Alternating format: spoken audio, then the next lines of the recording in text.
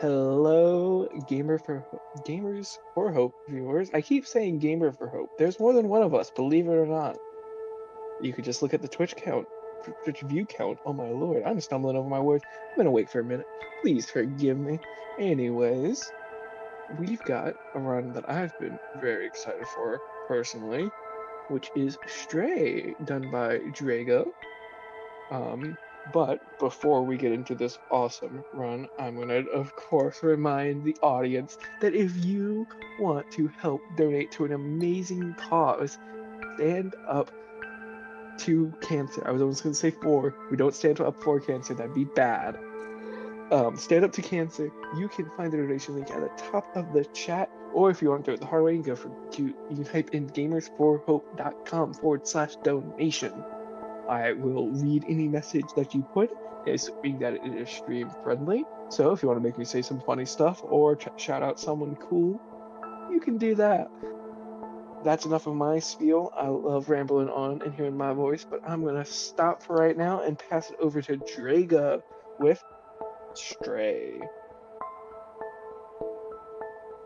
Okay, awesome. Awesome. Hi, I'm Draga. This is Stray, Stray 80%. It's a pretty cool one. It has a lot of cool movement. It has some really cool tricks that we're going to see, some very cool glitches.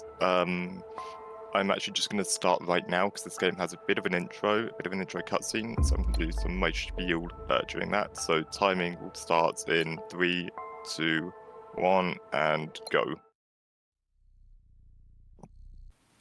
Okay, so as said, I'm Draga. This is Stray, aka the cat game, as I like to call it. We're going to be starting off here with the intro bit, and this intro bit is just going to be introducing us to some of the basic movements, basic mechanics. So we're going to have 3 cats here. So we're going to be doing it in a specific order, which is optimal. So we're going to be going to the cats there you can see on the right, then the cat that is at the far end, or returning to the cats on the left. And so we're going to get control in just a second here. Like that. So we have to sort of sit through these animations before we can continue the game properly. After this, the first particular one we can skip. Usually after we do these interactions, we're meant to be sitting down here with cats, and you have this really long, it's about a minute and a half cutscene. We're not going to be watching that, so we're going to be watching that, and that is by we're setting up over on this incline here, and as soon as the interaction appears to like go into the stage, then it's back backwards, and that's going to get us in this walking animation here, where the cat doesn't actually go over the spot here, and the cutscene for the like map thing can't start if the cat isn't over there. So as the game transitions to a black screen, it doesn't know what to do, and it just defaults us to here. And using this clip now, we can skip another long cutscene. So that's a nap skip. It skips, that's at about a minute and a half cutscene. You can see the cat's waiting back there for us to start the cutscene. We're not going to be doing that. You might have just seen a prompt for the most important button of the game, that is the meow button. This being a cat game, it does have a dedicated meow button. And this is also a good time to note an important feature about the run, which is that this game has a macro that is allowed runs. So I have the meow button binded to mouse wheel up. That is so that I can do a lot of meows at once. I can't get to jump off. That's fine. Because the meow button is also is what's like dedicated to skipping dialogue, and it's also used to shake off some enemies that we're going to be seeing in the next level. And so the macro is bound to my mouse without button, so that I can just hold down a button, and it's about 2,000 meows per second, just so that we don't have to sort of constantly scroll on our mouse to skip dialogue efficiently. We're going to be getting a cutscene here. That level which is introducing sort of basic mechanics. So this game is mainly a platformer, sort of mainly a sort of platforming type thing, and so a lot of this is just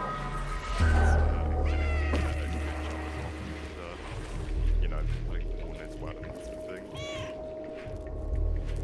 So after this introductory bit, we get into the sort of main meat of the game, which is the cats that we're playing as. Falls down into this identity, which is what we're going to be exploring for the rest of the game. We have a sort of a break here. Also on the also using my the macro, I have a trim button for a character we're going to be introduced to in the next level. He is a robot called B12 who's going to be assisting us throughout most of the game. We're going to be meeting him in the next level. I have mouse wheel down bound to his help function, so his ability to towards him, and we're going to be using it for a couple of minor glitches throughout the run. And so I also have that bound to a different button, so I can also use that at about 2,000 times a second using the macro.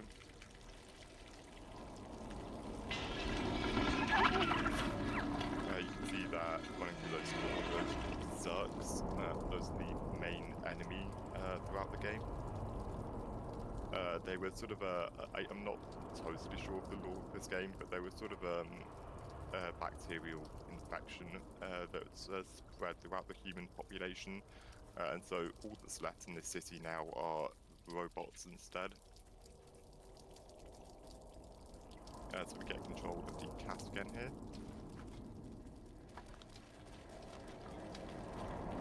And we're going to be met with a big title card introducing us to the dead city. That script that's on the screen isn't a real language, it was just invented for this game, but I believe it does actually work as a language, it's just not a proper human language.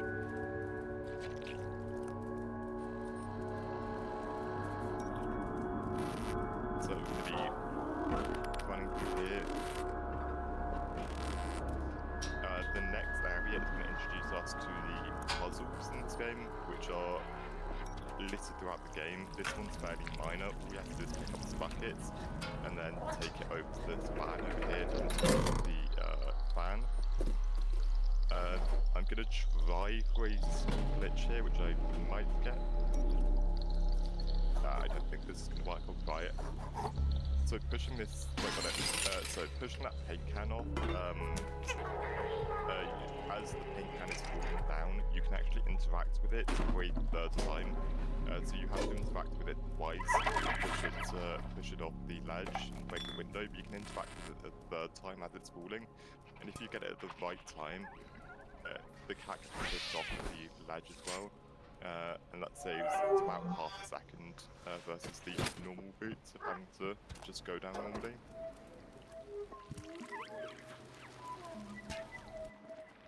Okay, this is the first of several chase sequences throughout the game.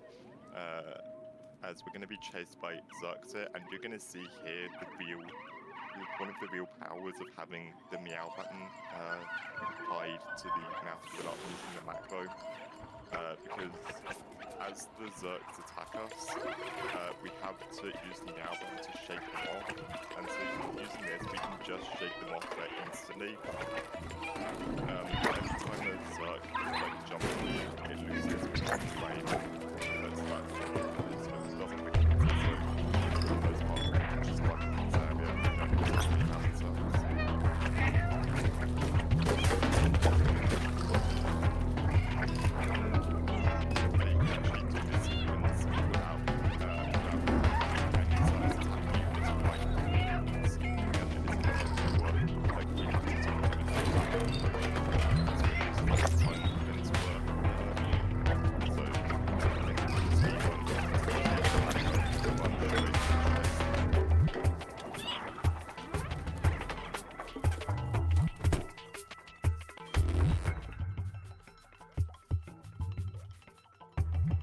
Okay.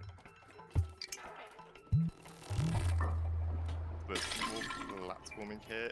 This area can be kind of random because what can happen is when the cat does these jumps, it can get a sort of stumbling animation if it doesn't quite make the jump. And that, it's not totally random, but it can sometimes happen when it feels like you should have made the jump normally. So I didn't get any stumbles there, which is good, because each stumble loses you about 1 second.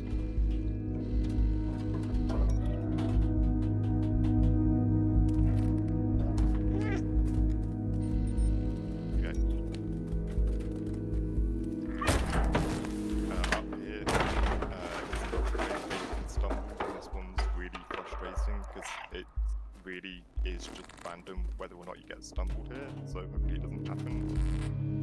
Okay, we're good.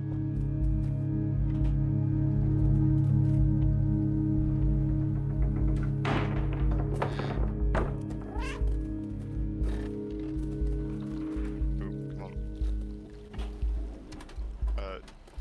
A lot of the movements in this game is based off of quite specific camera angles and quite specific positioning of the cat. So this level in particular, although it doesn't look like it, it's actually quite hard to do this level super optimally because of all of the quite precise movements to do it absolutely perfectly.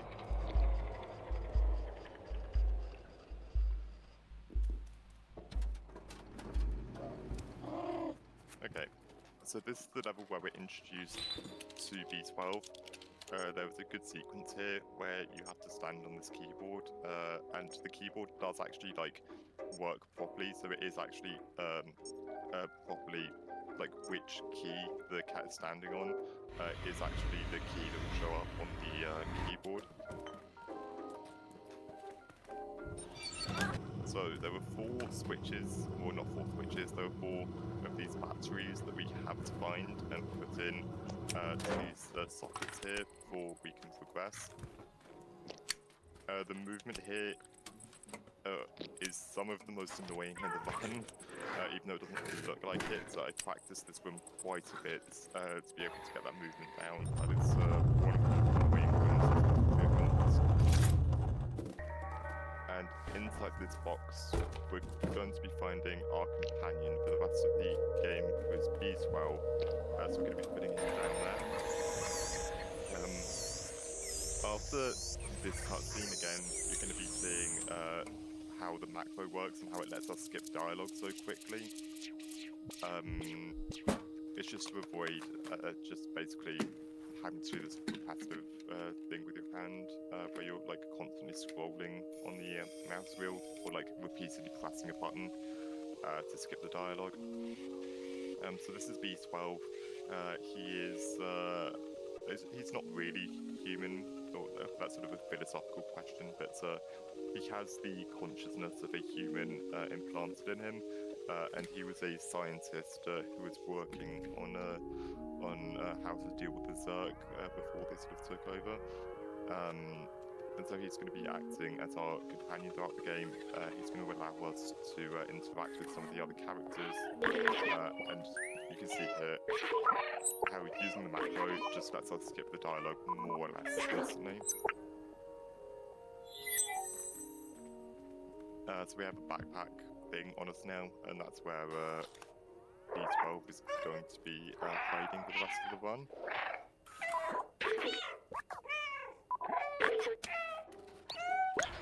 We have to input a code into the door here to get it open, and normally you have to go into mode to find it, but the code never changes, it's always 3748. So you can just put that in. Okay, the most important part of the run is how fast you can spin this cat as you're going down in this bucket here. It's very important you get this down, very important for the speed run. After we jump down, there's the first cutscene skip in the run. There we go. So it doesn't look like anything happens there, but as I was going through a particular spot there, I interacted with B12, and the cat's momentum continued forward, and it's actually skipped past the trigger there. So normally meant to have a cut in there where B12 reminisces about the postcard. But by doing that, we can skip that. It saves about 15 seconds worth of watching the cutscene normally. So these are the remaining residents of the city. These robots. I'm not sure if they have a name. They're just robot inhabitants of the city now. This is Midtown, this area, and normally it would be quite a big open area, and you'd be able to do lots of exploring and stuff here. We're going to be doing by far the biggest skip in the run here. It takes about 20 minutes over the glitchless one, and it skips about a quarter to 1/5 game. It skips over, I think, 3 whole chapters. So very, very important skip here after we interact with the leader of the robots here. In the previous section, after I picked up, after I did the cutscene skip, I had to pick up what's called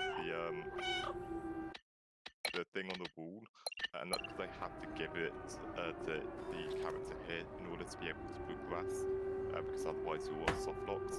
I just switched to 30 FPS, and that is to do the trick, upcoming trick, the really big important skip. It's only 30 FPS.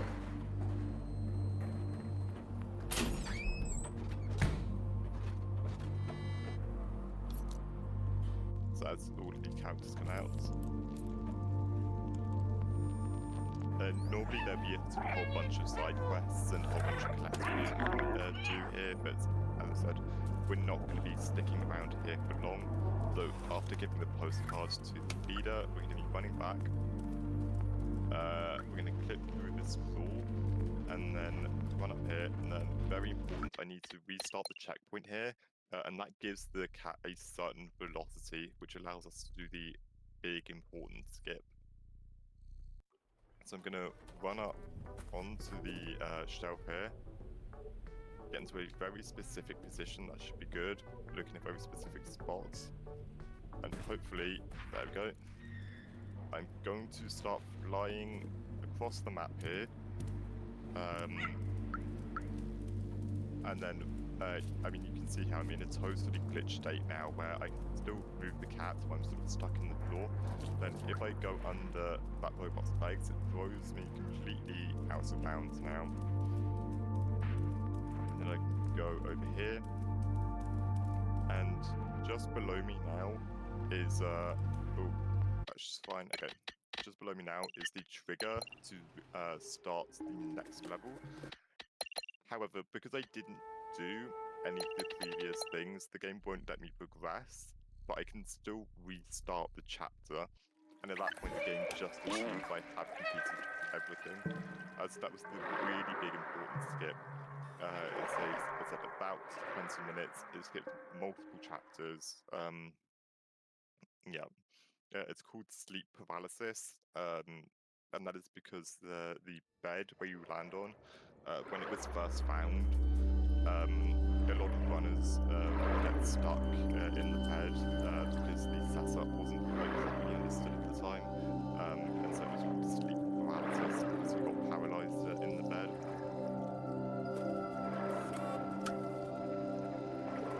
Okay, so we have a nice long auto-scrolling bits here. You can see here, each level of this game sort of has a gimmick, and the gimmick of this area is the B12 now has this light, and that can actually kill the Zergs. The levels that we skipped were without going and finding the components that can put together this beam. Of course, we don't see any of that in this one, but we still have the beam, because the game just wants you to complete all of it, because we restarted the checkpoints.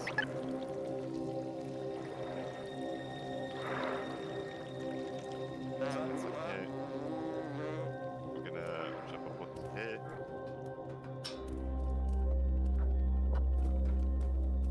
And the reason we need the lights, or like the, whatever you want to call it, the thing that can kill the Zergs in the context of the story, here, which, as you can see, wipes off these Zergs, lights isn't necessary,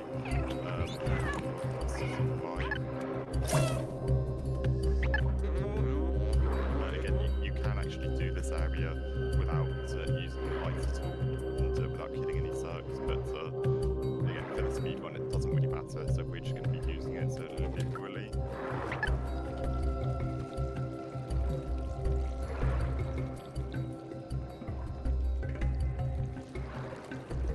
Yeah, Momo is the character who's leading us again. We never get introduced to him properly in the run. He's just sort of here now, but normally in those 3 chapters that we skip, you meet him, you learn, why he wants to do this, but he's just sort of here now. He's taking us through the sewers.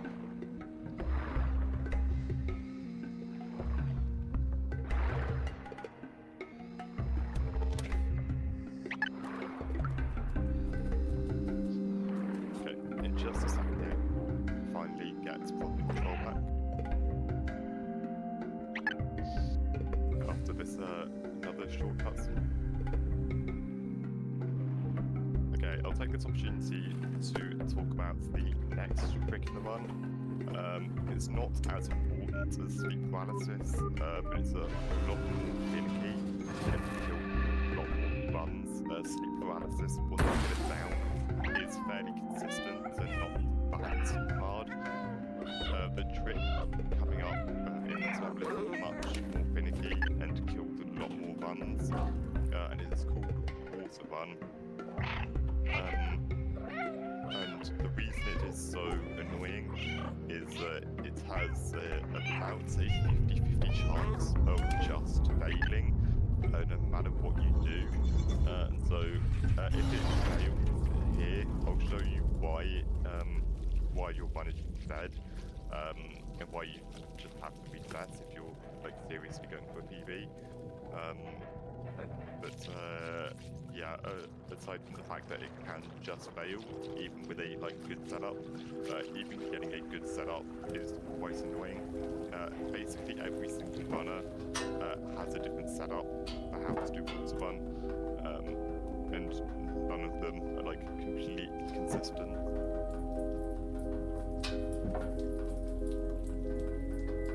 We're gonna get into another chase sequence here with the Zergs. There were a couple that we skipped.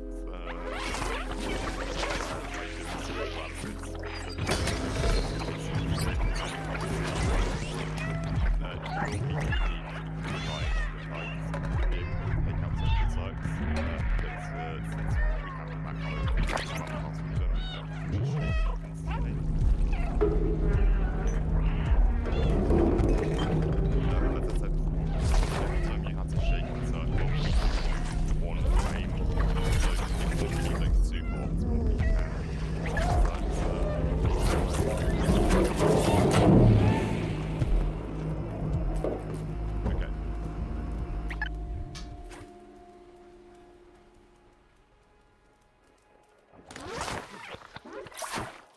this is Water One. The really big and annoying trick. Global fleet. I'm going to get positioned in a quite specific spot here. We'll go with that. And then I'm going to wait for the camera to sort of stop zooming in here, aim in a specific spot, get teleported back, and then jump into this barrel. Okay, nice. So this is a successful water run attempt. And so, I mean, you can see here, it's called water run because we're running in the water. If it fails, what happens is that you get teleported back to the pipe you're on, and you cannot like get unstuck from the pipe. But if you jump off, you just get teleported straight back. You've more or less soft blocked the game, so you have to restart the checkpoints if you want to continue. And that, again, if you're really going for a good run, that's more or less like a dead PB attempt at that point. Okay. Doing that skips the time save of doing the water run. The main time save is that we skip a bigger wait cutscene. And in that cutscene, B12 is meant to sort of go defunct and stop working. Because we skip that trigger, we still have B12 here, which we're not meant to have. So in the next cutscene, after this big gate here, if you're looking out for it, you can actually see that we have a back and then there's going to be a broken and that's because of the cutscene skip we did.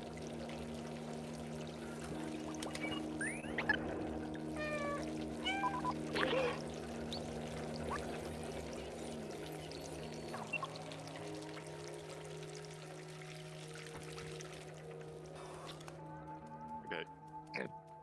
So after that, B12 is now like in the game mechanics is now broken. We can't take him out anymore. And so after we activate the next checkpoint here, we're going to be going back out to the main menu again and restarting the level. And that'll give us access to B12 again because we're going to need him for this cutscene skip here. So again, it doesn't really look like anything happened there, but you're meant to have a introductory cutscene to the area here, and by doing that, we skip the trigger of the cutscene so we don't have to watch it.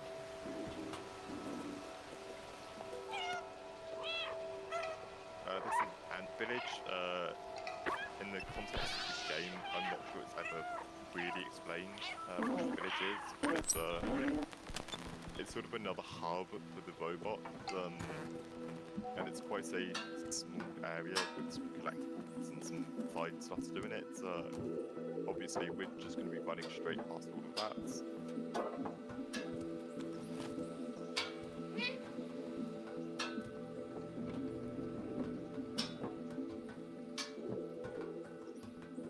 At this point, we've also lost access to the like laser thing we had in the purple lights we had in the previous level. Doing water run skips the cutscene. That's meant to explain why we don't have access to it anymore. But yeah. Okay. At the beginning of this level, we're going to be doing another cutscene skip right there.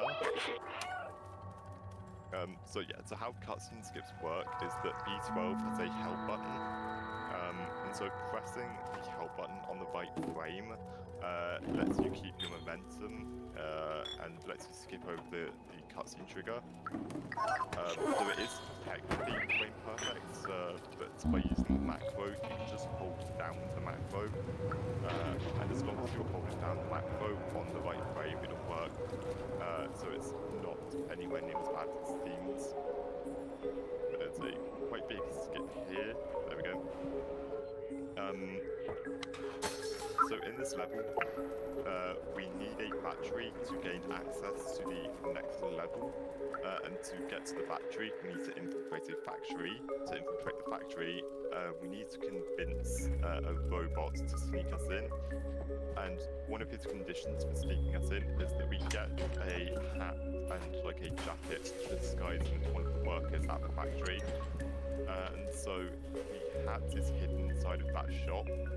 And normally you would have to sneak into the shop to get the hat, but you can do what is called hat flip, where by positioning yourself right up against that fence, you can move the cap, and the sort of cap head clips through the vents, and it lets you interact with it anyway, so that we don't have to do the small side quest to get access to the shop normally. Oh, I didn't interact with people. There we go.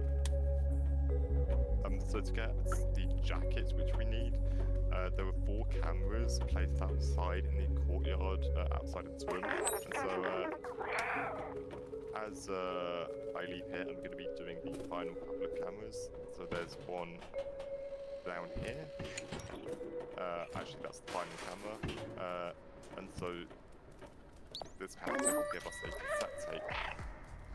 This cassette tape we're going to take, and we're going to be using it in a shop over here, which will distract the shopkeeper enough so that we can go ahead and steal a jacket from him. Take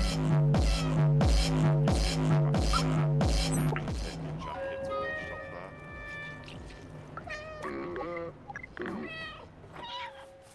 So this is the character who I was talking about before, who is willing to sneak us in, as long as he has the jacket and the hat. So you can see he's all dressed up now like a worker at the factory. And so he's going to hide us in this box and take us into the factory.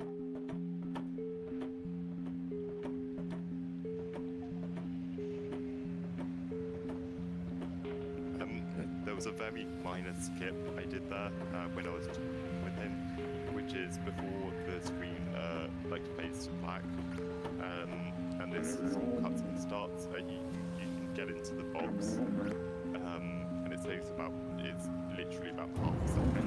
It's very minor time saver. Okay. So the factory is meant to be a sneaking area, so you can see here there are, I forget what they're called in the context of the game, but these are robots guard things. So you can see there's vision to avoid. Thankfully for us, we don't have to worry about them at all, and we can basically just run past all of them.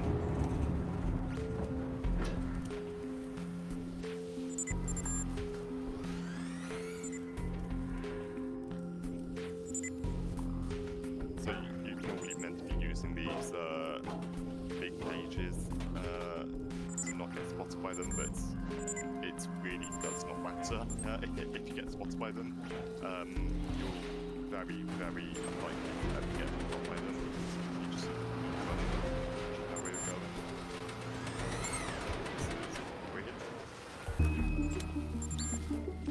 Okay, this is not meant to. I might actually get shot. Okay. That is not meant to happen. That's really rare. That's fine. There's a checkpoint right here. Okay. So there's the battery that we need. So to get access to the battery, we have to hold down 3 buttons. Or at least normally you would have to be holding down 3 buttons. And so we're going to be taking these. I'm not sure what to call them. These moving things. Place them down onto buttons, and we're going to be doing a fairly small skip here because we don't actually have to hold down the 3rd button. You're going to see holding down all of the buttons makes the battery move down to us. So normally you would have to hold down all 3 buttons, but as the battery is moving up, we never have it, and so it means we don't have to hold down all 3 buttons at once. We can just hold down 2 buttons. Okay.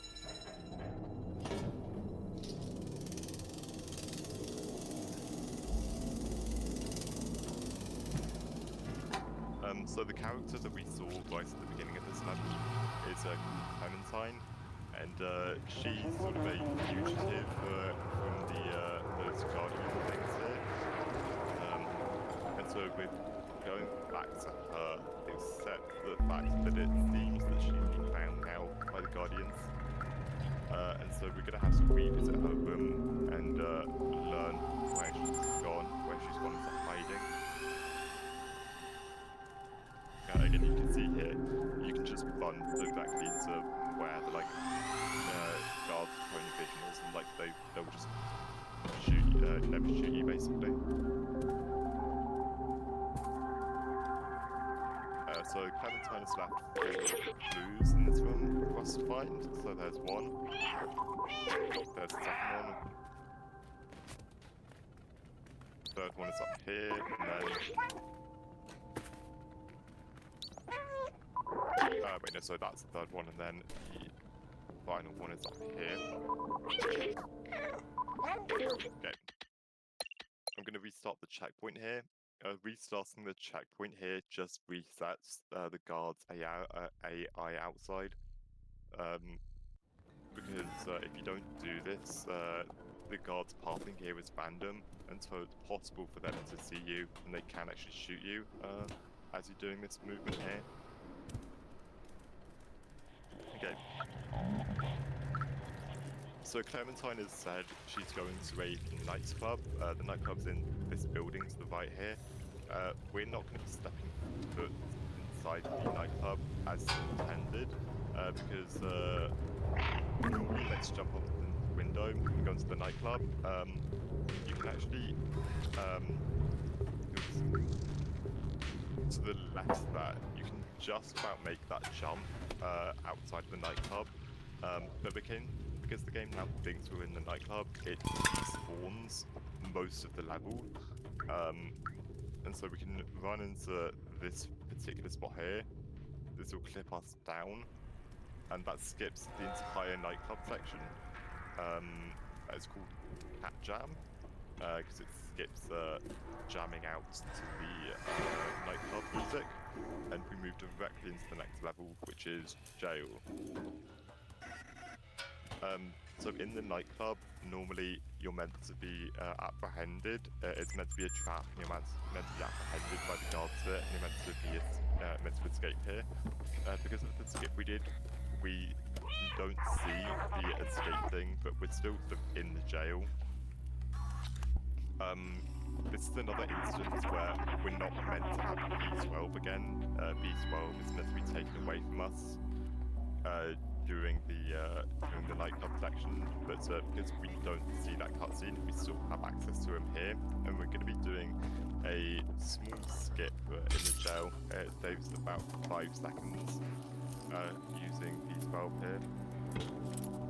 So first of all, we need to get keys to get Clementine out of her cell here.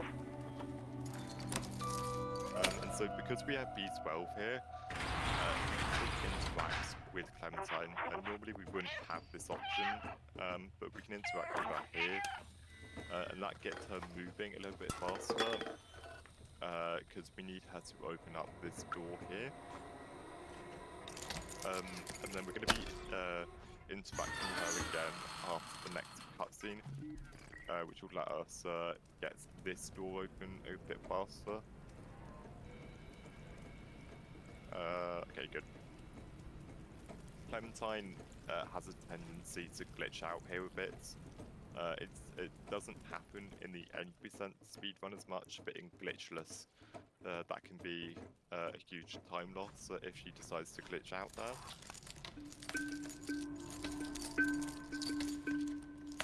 So again, we're going to be seeing 2 B12s here. There's a B12 trapped in that sort of huge red cell down there. We obviously have B12 with us already because of the nightclub skip, but the game doesn't know that, and so despite the fact that we have B12 with us now, we still have to rescue him to continue with the game.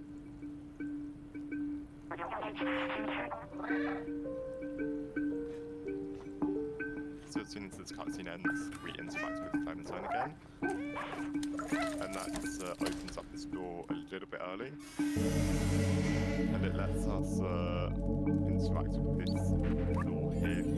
So normally you would have to interact with that door after rescuing B12. We can interact with it early. We still would have to rescue B12 because Clementine won't move if we don't. This section is a little bit scary because if you die here, the game soft locks. I had safety saves in case that happens, but yeah, if you die here, the game does soft lock. Thankfully, you can do a meow there in particular spots, and that causes that guard to basically never see you. We activate that switch, and then during this like cutscene bit here, you still have control over the cat, so we can get to B12 super early, pick him up, and continue to run past the guards here. Okay, we're good. Okay. The game can no longer soft lock, which is good.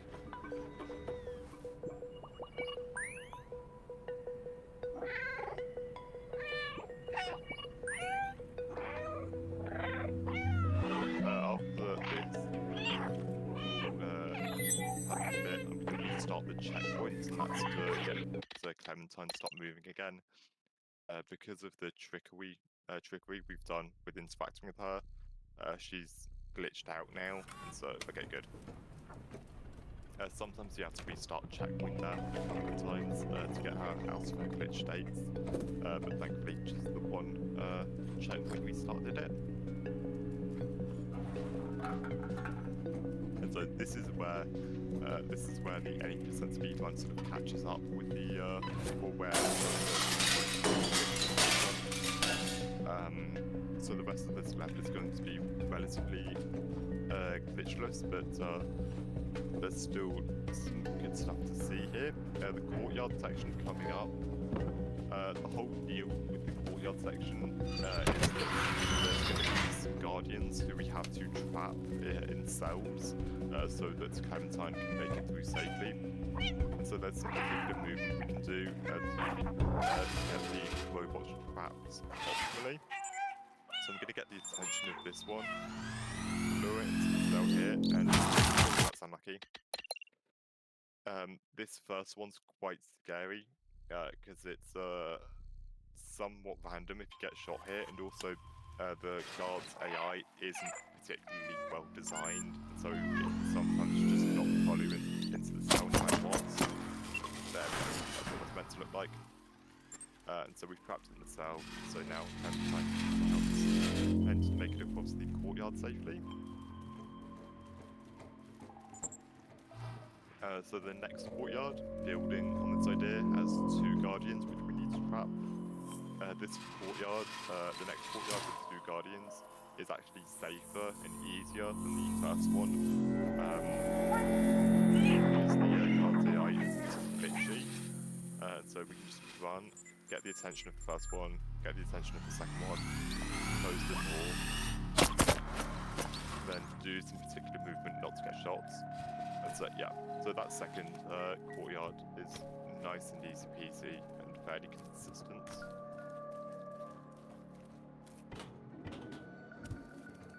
And there are some other sort of characters and stuff you can speak to here to get some more lore on the area, but obviously we don't have time for that in a speedrun.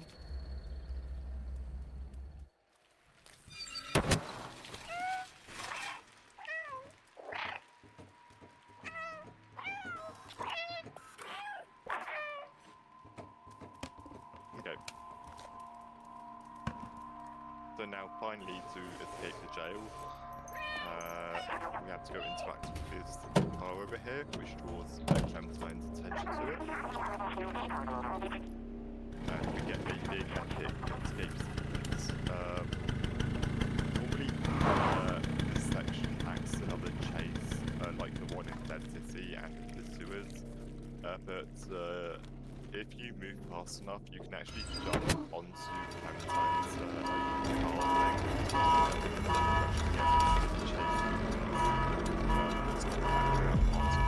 either I got this in my playthrough without knowing this was a sort of skip of sorts. You can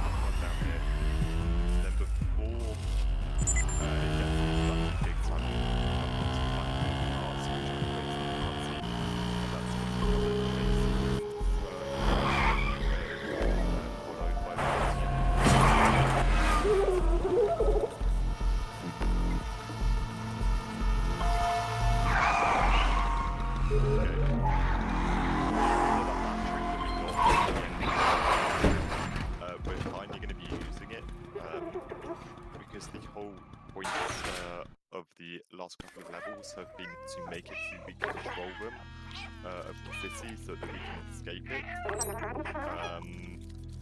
And so we needed a battery to be able to activate a train which will take us up to the control room. And so we finally have the battery and we've escaped the jail. So we can now use the train to get into the control room, which is the final area of the game.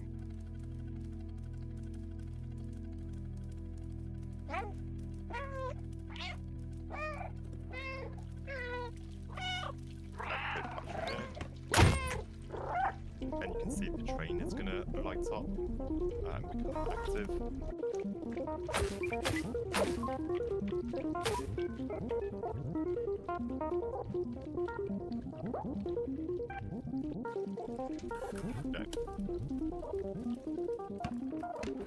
One thing I haven't noted throughout the run, since it's not massively important, but whilst I have the chance now, anytime I can, I activate B12. Because B12 activate lights all throughout the game. He has a flashlight on him. And so whenever possible, you want him to be in the flashlight state, and that's because when you interact with something in the context of the story, it's B12, like, does everything. And so normally, if you don't have him out, he has to come out of the backpack you have on your back and start talking. Whereas if you have the lights out, it's when you have the backpack, it gives that sort of animation for him to come out, so it saves about half a second of coming out of his backpack every time you do it.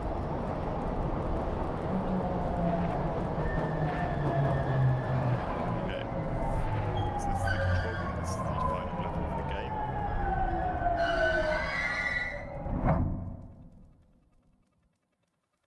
There's a very, very small, I don't even want to call it a skip here, but it's these stairs. By looking at it at a small, precise angle, you can get a very small boost up them. That's the only set of stairs it works on in the game. We have another one of these robots that help with things here, and so there were two switches here, which normally you have to activate to get through this door. But by getting this robot, you can push this through the door, get onto it, not quite, push it through the door, get onto it, and hopefully, there we go, use it to clip through the door, instead of having to activate the switches. We have the final cutscene skip of the game there.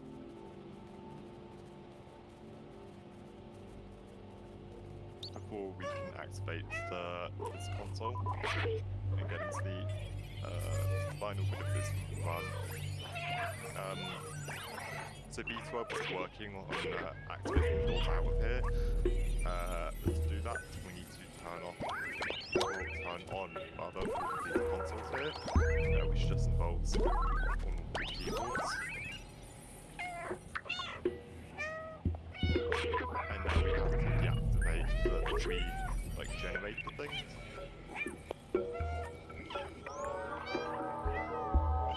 As soon as this cutscene is over.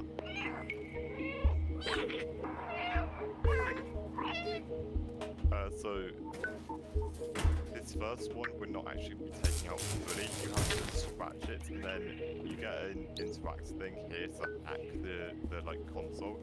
We don't actually want to hack that first one straight away, and that's because of a small skip we can do here.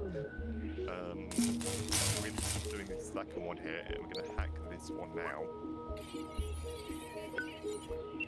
And then we're going to buffer the dialogue we get here for just a couple of seconds as we move towards here, and then end it, and then activate the hacking thing. And so that means the hacking takes place during the cutscene for the first hacking, if that makes sense. So it skips some of the hacking cutscene. And then this final console thing that we have to hack.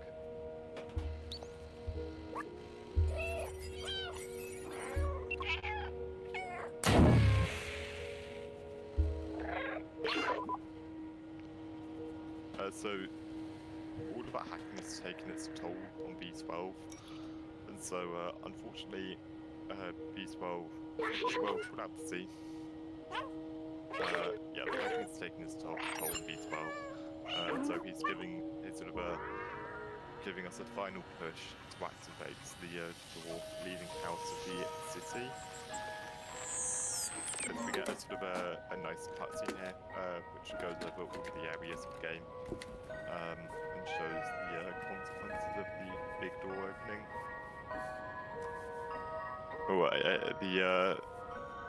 So the city is like fully underground, and so you're about to see the sky, as it were, isn't really a sky. It's actually a sort of a big roof, which can open up,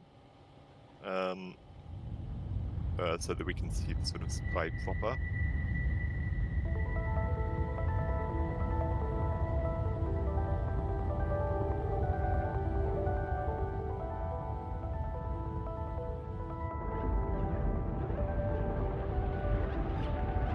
So the sky, or the sunlight rather, is capable of killing the Zergs, and that's sort of the happy ending of the game. Is the Zergs, which have been terrorizing this city for so long, finally sort of taken care of properly. Unfortunately, said B12 sort of gave his final bit of energy, and so he's not going to be making it through the game. But we can still escape the city. And the sunlight also takes out the Guardians for some reason.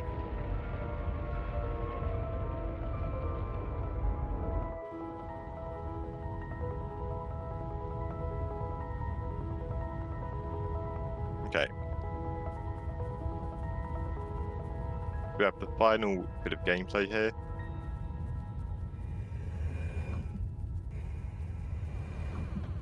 As we beeline it straight to the door out of here.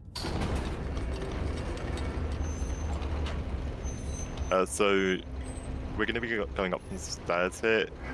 Time is going to be when the cutscene at the top of the next set of stairs activates.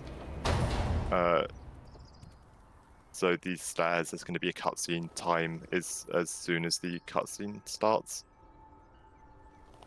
which is in about 3, 2, 1, and that is time. So yeah, so that was Stray 80%. Super cool run. Very sort of chill run. A lot of glitches, a lot of cool movements. Fairly sort of relaxed, cool run. Used some cool tech, cool macro stuff. There's a Discord for the game, plenty of people in there, plenty of very nice people who are willing to help. There's a glitchless category if you don't want to have to deal with water run, which I wouldn't blame you for. I just got an achievement for completing the game in less than 2 hours, which I've done several times. I guess I've just never sat through this cutscene long enough to get it. But yeah, that was Stray 80%. We could skip the cutscene. Anything else I want to say? I'll say I learnt this game initially for another marathon called Speedrunmizer, where you submit a game and then you get assigned a random game to learn, and then you have to run the game. And so I submitted to Speedrunmizer and learnt the game for that, and I've been running it quite a bit since then because it's just sort of that good of a speedrun, I think. So shout outs to Surprise Pika, who submitted the game for me to learn. I wouldn't have picked up this game otherwise. Yeah, I think that's what I have to say. All right. Thank you so much to Draga for the amazing Stray run. That was very entertaining. Exactly what I expected. Mhm. So, with that, we'll be moving on to our next run, the Harry Potter and the Chamber of Secrets run with Dino. And yeah, I think we'll just move on into that. Thank you so much again. And let's cut to music.